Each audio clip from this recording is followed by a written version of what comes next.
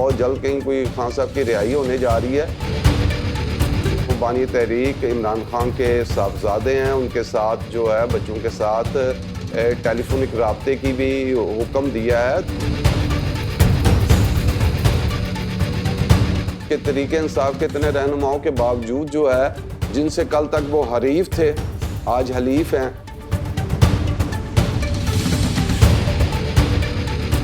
ہو جانا، ملاقاتوں کی اجازت مل جانا، تو اس کا مطلب ہے کہیں نہ کہیں تو برف جو ہے وہ پگھل رہی ہے، آئس میلٹ ہو رہی ہے۔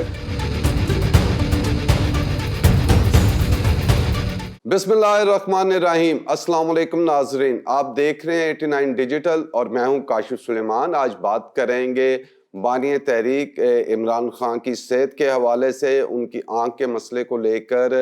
جو ہے وہ بڑی بات ہو رہی ہے سیاسی حلقوں میں کہ کیا سیاسی گراؤنڈز کے اوپر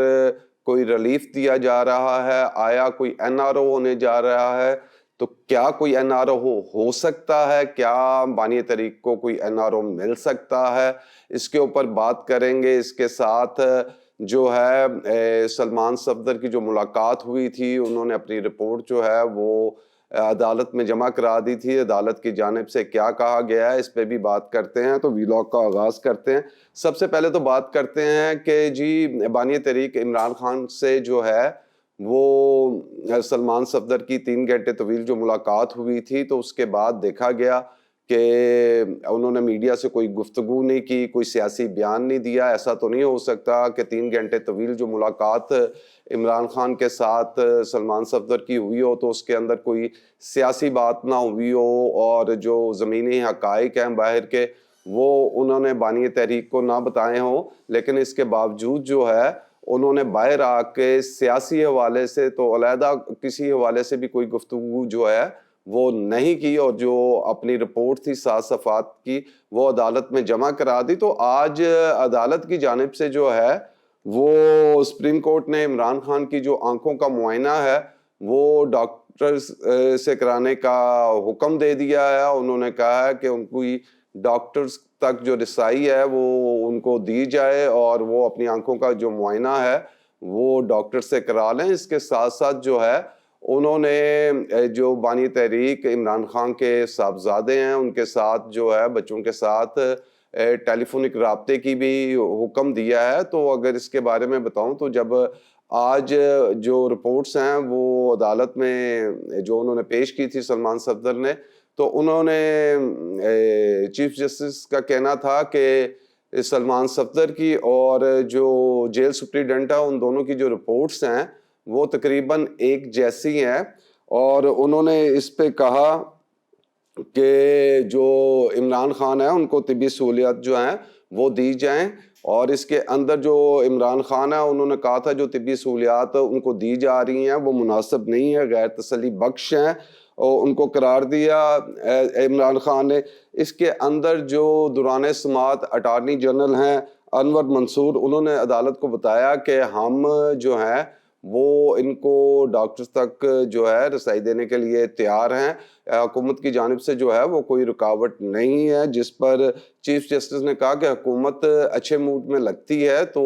یہ بھی چاہیے کہ جو ان کے بچے ہیں ان کے ساتھ ٹیلی فونک رابطہ جو ہے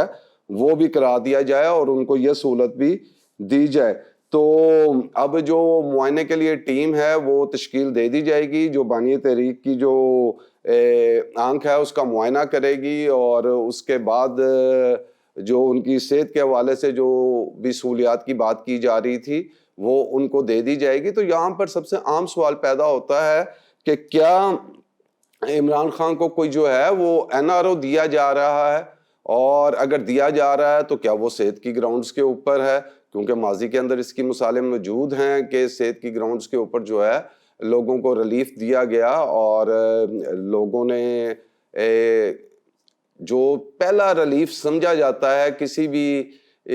سیاسی قیدی کا وہ یہی ہوتا ہے کہ اس کو جیل سے ہسپتال میں شفٹ کر دیا جاتا ہے۔ تو آیا کیا اب جو بانی تحریک عمران خان ہیں ان کو بھی ہسپتال میں شفٹ کر دیا جائے گا اور ان کو این آر او مل جائے گا؟ یہ سب سے عام اور اساس سوال بھی ہے، کیونکہ این آر او جو ہے وہ محض قانونی اصطلاح نہیں ہے۔ پاکستان کے اندر تو یہ جو بھی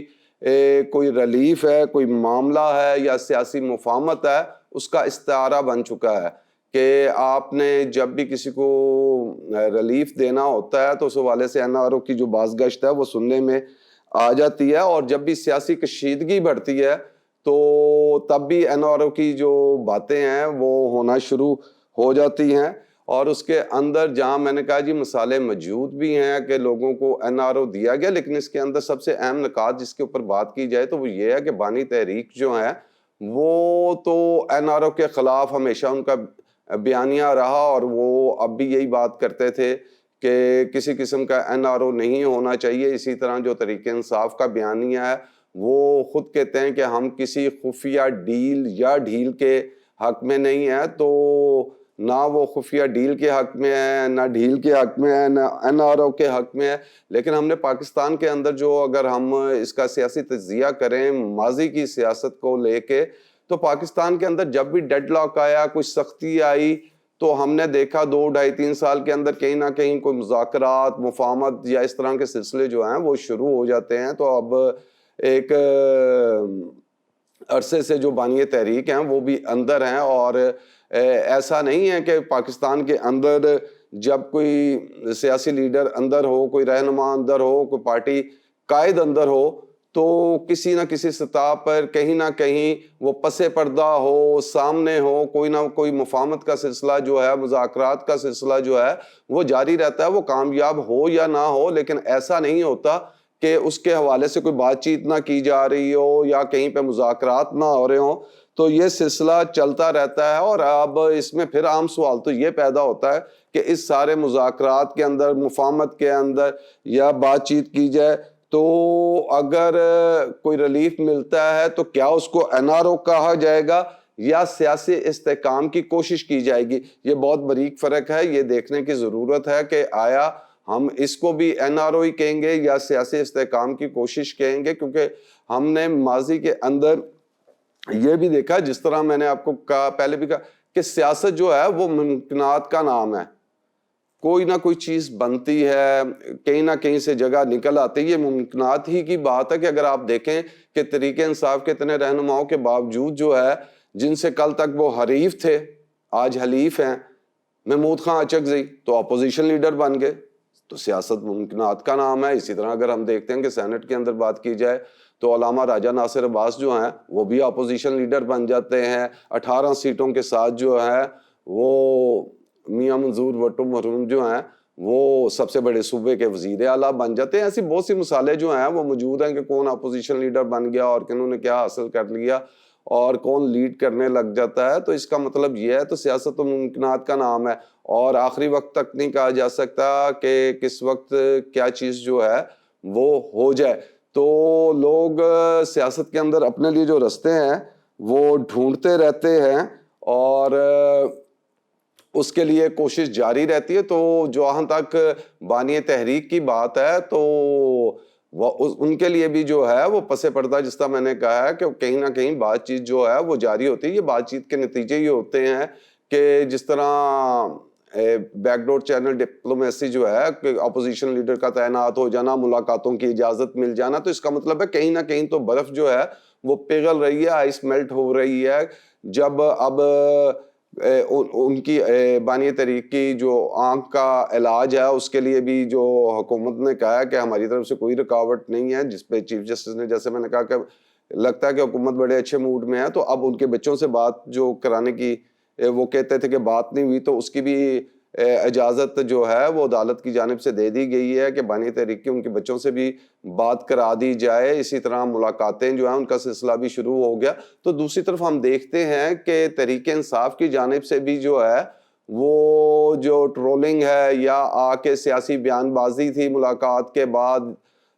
اور اس طرح ان کا ٹویٹر، وہ بھی تمام چیزیں جو ہیں اس میں بھی بہت کمی آئی۔ جس طرح میں نے کہا 3 گھنٹے کی ملاقات کے بعد بھی سلمان صفدر باہر آئے تو انہوں نے سیاسی تو کیا دوسری بھی کوئی گفتگو کرنے سے گریز کیا، تو کہیں نہ کہیں بات نظر آ رہی ہے کہ آئس میلٹ ہو رہی ہے۔ لیکن کیا اس کے نتیجے کے اندر عمران خان کی جو ہے وہ رہائی ہو جائے گی؟ تو ہم زمینی حقائق کا ادراک کریں تو ایسا فی الحال آپ کہیں جی کہ قریب کے اندر بہت جلد کہیں کوئی خان صاحب کی رہائی ہونے جا رہی ہے، تو ایسا تو نظر نہیں آ رہا ابھی، اور نہ ایسی کوئی چیز لگ رہی ہے کہ حکومت اور اسٹیبلشمنٹ کے اندر کوئی تقسیم ہے یا کوئی معاملات خراب ہیں. تو ابھی تک تو معاملات ٹھیک ہیں، جس کی وجہ سے یہ نہیں لگتا کہ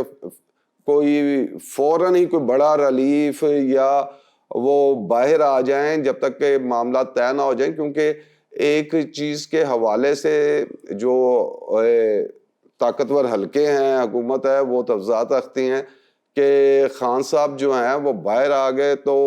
وہ پھر خاموش نہیں رہیں گے، جبکہ وہ اندر خاموش نہیں ہے. تو ان کی گارنٹی کون دے گا کہ وہ باہر آ جائیں اور آ کے حکومت کے خلاف جو ہے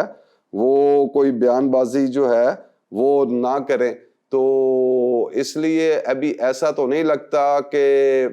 وہ باہر آئیں گے، اگرچہ ہم یہ دیکھتے ہیں کہ معاملات جس طرح میں نے کہا کہ برف پگھل رہی ہے. خیبر پختونخوا کے وزیر اعلیٰ سہیل افریدی جو ہیں اور ان کے ساتھ بھی جو معاملات ہیں وہ بہتر ہونا شروع ہو گئے ہیں. وہ بھی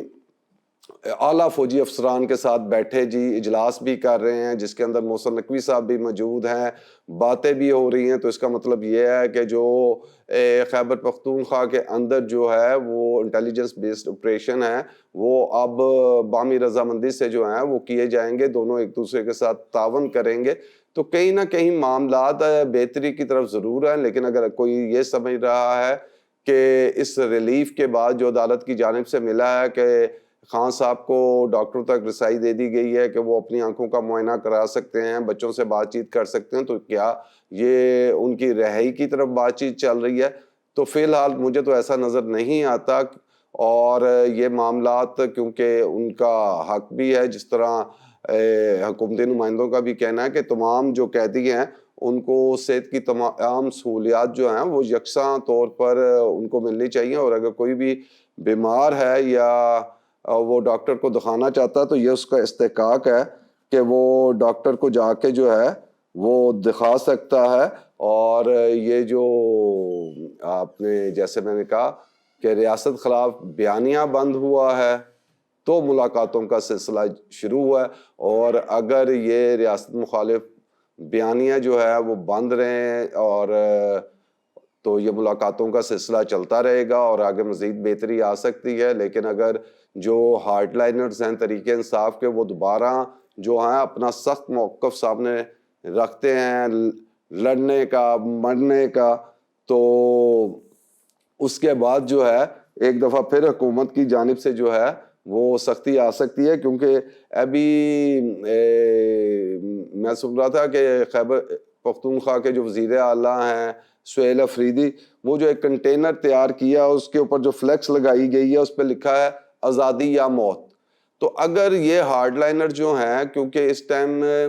اس وقت جو ہے وہ پارٹی کے اوپر جو گرفت ہے وہ ہارڈ لائنرز کی ہے، اگرچہ بیرسٹر گور جو ہیں وہ مفاہمت اور دھیمے لہجے میں دلائل کے ساتھ گفتگو کرتے ہیں، لیکن جو ہارڈ لائنرز ہیں وہ اگر اس طرح کے فلیکس کے ساتھ باہر نکلتے ہیں آزادی یا موت، اور وہ اپنی ہارڈ لائن کو نہیں چھوڑتے اور سخت موقف رکھتے ہیں، تو اس کا نقصان بھی جو ہے وہ بانی تحریک کو ہوگا. کیونکہ بہت سے لوگ یہ بھی سمجھتے ہیں کہ پارٹی کے اندر ایسے عناصر بھی موجود ہیں جو چاہتے ہیں